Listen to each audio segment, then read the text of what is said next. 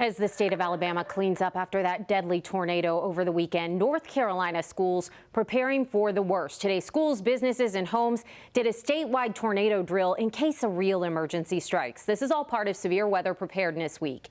NBC Charlotte's Hannah Welker takes us inside Idlewild Elementary, where students took part in that drill. Yeah, the goal here at Idlewild Elementary in East Charlotte was to get all 1,100 students to go along with this drill to get them prepared in case of a real tornado emergency. Tornado drill, tornado drill, tornado drill.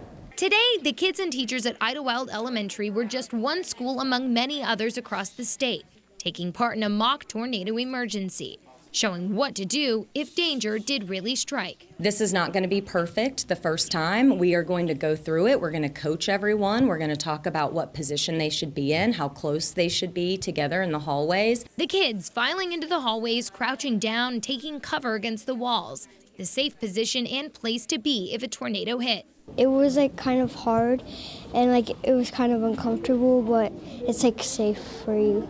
The statewide drill coming at an unfortunately perfect time, just days after the devastating and deadly tornado in Alabama. 23 people killed, including kids as young as these elementary school students. Principal Deneen says it's so important to teach and practice the drill.